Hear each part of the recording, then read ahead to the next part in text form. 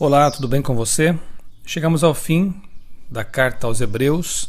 Hoje vamos ler o capítulo 13 e amanhã começaremos a leitura do livro da carta de Tiago, mais uma carta do Novo Testamento cheia de lições espirituais. E é muito importante que você, antes de ouvir o áudio, leia em sua Bíblia o capítulo do dia.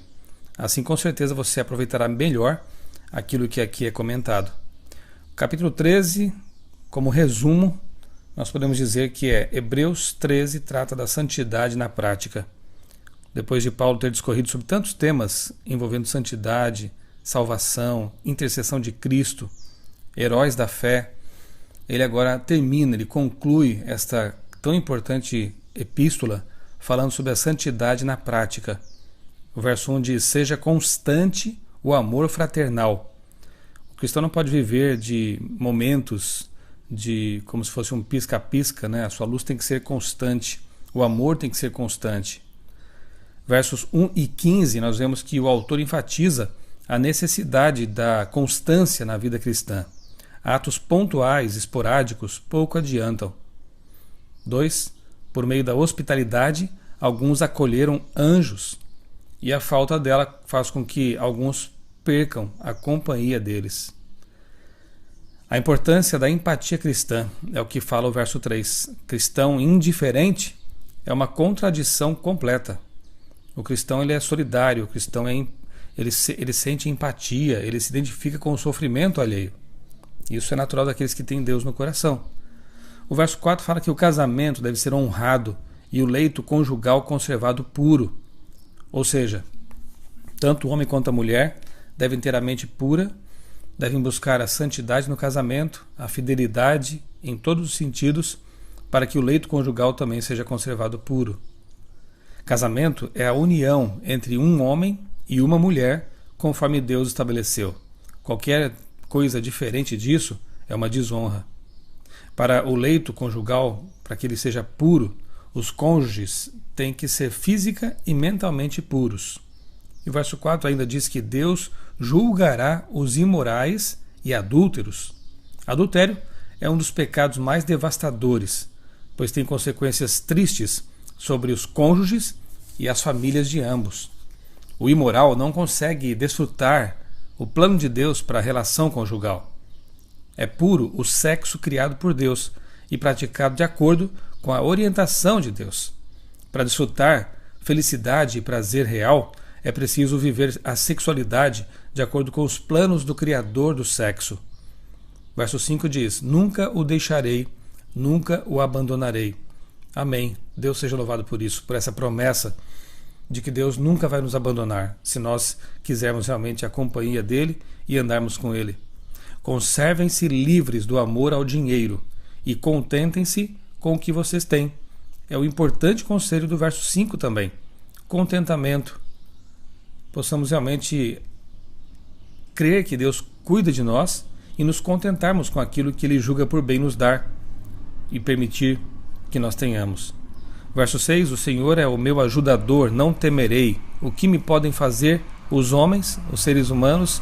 Mais uma promessa maravilhosa aqui de que realmente quando temos Deus em nossa vida, não precisamos temer ninguém, nem seres humanos, nem anjos, nem poderes, nem nada, porque Deus é o Todo-Poderoso.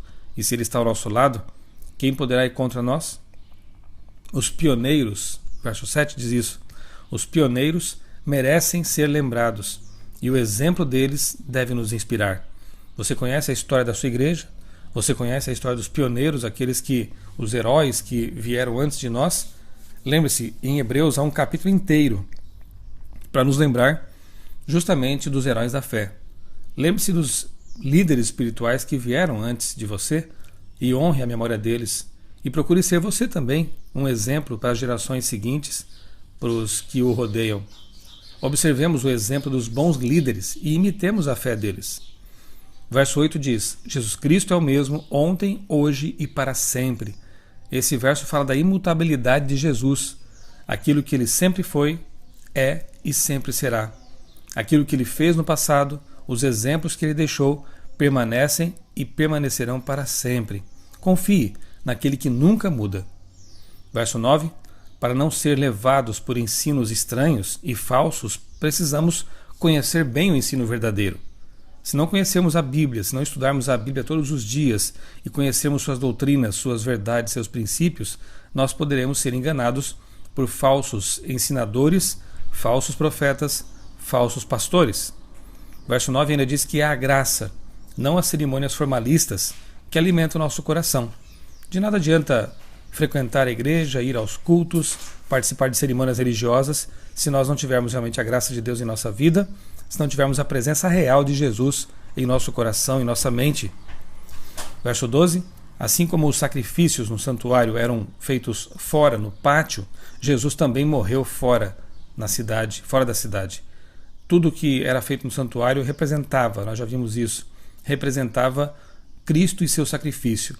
E ele morreu exatamente como estava prefigurado ali no santuário, fora da cidade. Verso 14, não temos aqui nenhuma cidade permanente, mas buscamos a que há de vir. O nosso coração não deve estar aqui, nós somos cidadãos do céu. Versos 15 e 16, uma vida de serviço ao próximo é o verdadeiro sacrifício que Deus espera de nós. Obedeçamos aos nossos líderes, é o que diz o verso 17, desde que eles não nos façam desobedecer a Deus, evidentemente. 18, devemos ter a consciência limpa e viver de maneira honrosa em tudo. Versos 20 e 21, Deus é quem nos aperfeiçoa para fazermos o bem. Submetamos nossa vontade a Ele. O bem que devemos praticar é Deus quem opera em nós. Então, mais uma vez, fica claro que o nosso esforço como cristãos é o de permanecer em Cristo, manter comunhão com Ele, porque aí a vida que vivemos é a vida que Deus opera em nós. A vontade, o fazer, o realizar, tudo isso é Deus quem vai realizar por nosso intermédio. Viva em comunhão com Deus, leia a Bíblia, ore todos os dias, converse com seu Criador, e assim Ele vai encher-o de poder, vai encher-o de amor, e você poderá fazer o bem naturalmente. Que seja esta a nossa oração. Senhor, opera em nós o que lhe for agradável. Amém. Que as lições do capítulo 13 de Hebreus e de todo o livro de Hebreus possam ter ficado realmente guardadas em sua memória, em seu coração, e que elas sejam uma diretriz em sua vida, sejam um guia para a sua vida. E que ao estudarmos amanhã, a partir de amanhã, a carta de Tiago, possamos ser inspirados também pela palavra de Deus para termos uma vida melhor e especialmente uma vida de comunhão com Jesus. Eu sou o pastor Michelson Borges, desejo a você um dia muito feliz, muito abençoado, na presença de Jesus, o nosso sacerdote eterno.